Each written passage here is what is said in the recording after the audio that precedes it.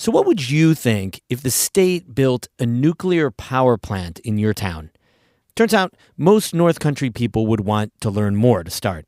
Jefferson Community College's Joel Lalone did a survey in Jefferson, St. Lawrence, Lewis, and Oswego counties, and he found about 60% of people would want more information. That remaining 40% broke down as 32% indicated that they are in support.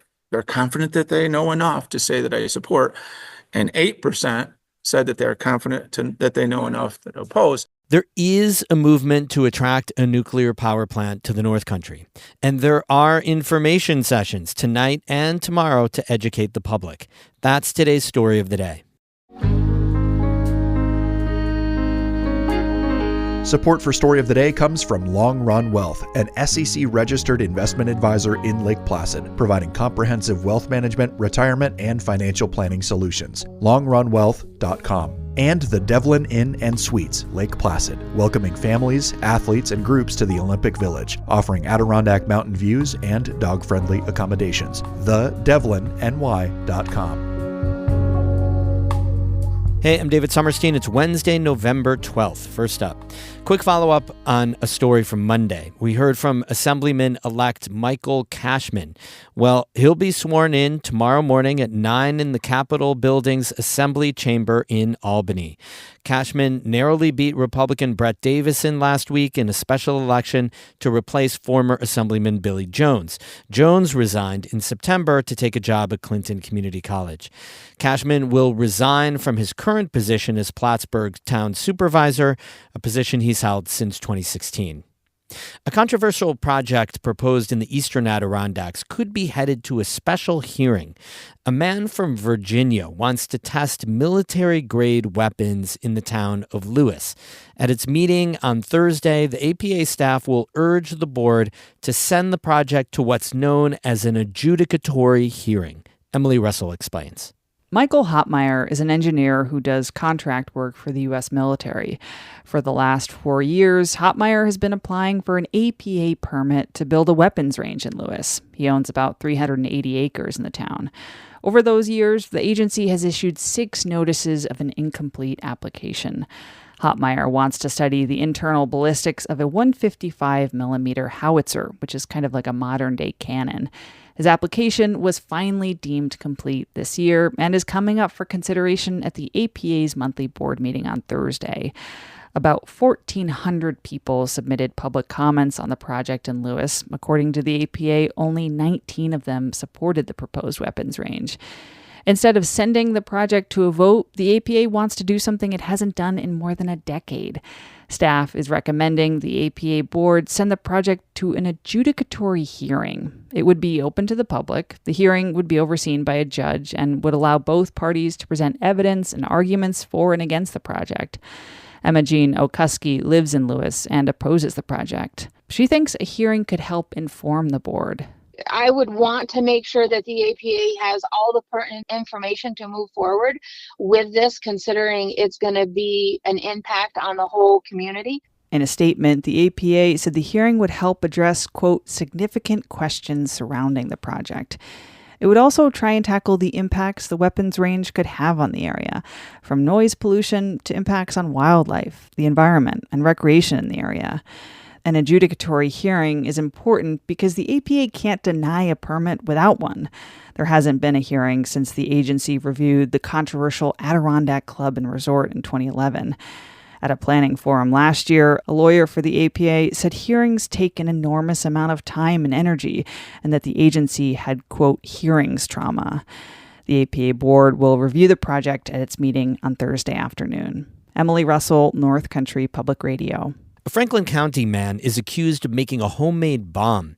Police responded to Ivy Terrace, a public housing complex in Tupper Lake, Tuesday evening. An investigation determined 27-year-old Matthew Latour of Tupper Lake had allegedly made an improvised explosive device, or IED. Police say officials responded, found the device, and secured the area. That included the New York State Police Bomb Disposal Unit, who police say responded and rendered the device safe. Latour was charged with felony criminal possession of a weapon and misdemeanor endangering the welfare of a child. He was arraigned and released on his own recognizance.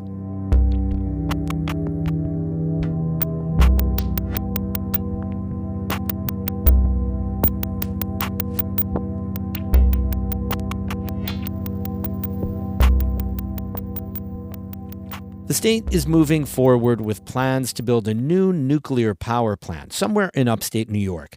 The facility would generate at least 1 gigawatt of electricity and help New York reach its ambitious carbon reduction goals to combat climate change. Watertown-based Assemblyman Scott Gray is leading an effort to build that plant in the North Country.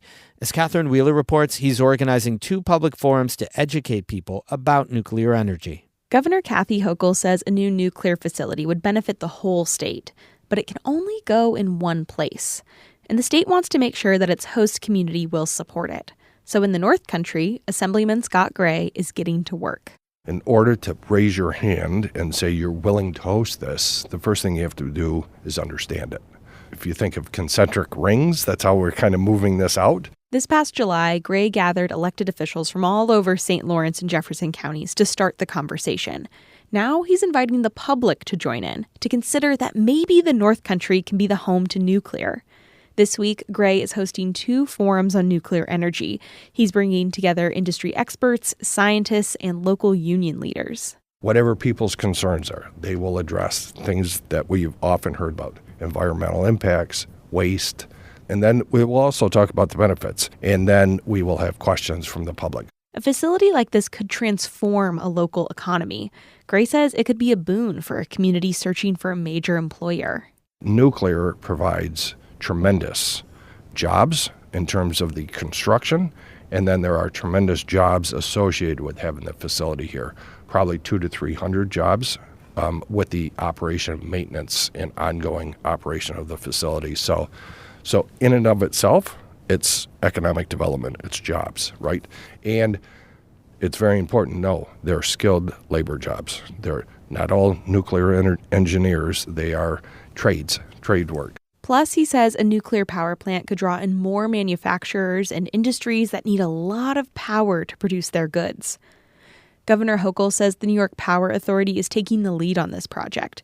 Gray says that could work to the North Country's benefit. He says Messina in St. Lawrence County already has a strong relationship with NIPA. It owns the Moses Saunders Power Dam on the St. Lawrence River. We already have the security that's associated with a facility like this. We already have the training that's associated with a facility like this, local training for first responders. We already have interaction between the communities, local government task force, and NIPA. So everybody knows each other. Plus, we have the infrastructure. We have substations, we have the transmission lines, Smart Path Connect. We have all of that available. Gray says another optimal location is right outside of Fort Drum in Jefferson County. Last month, NIPA announced that it's now accepting initial proposals from communities that are considering hosting the facility. Other regions are expected to put their names in the hat, including in Oswego County in central New York and Wayne County in western New York, both of which host nuclear power plants already. Gray says he thinks the North Country can make a strong case for itself, but the community has to be on board, and he wants to help bring everyone along. I think it's important for community willingness is transparency and dialogue with the community, so they understand what's at stake here. They understand the benefits of it. They understand that if there are risks, that we will address those risks and minimize them and mitigate them. The first public forum on the proposed nuclear power plant is on Wednesday, November 12th at Jefferson Community College in Watertown. The second is the next day, Thursday at Clarkson University in Potsdam. You can find more details like times and how to RSVP at our website, ncpr.org. Catherine Wheeler, North Country Public Radio. We have more news all the time on our website, ncpr.org. Music today by Zoe Knight and Jared Sommerfeld, both separately and coincidentally from Potsdam. I'm David Sommerstein, North Country Public Radio.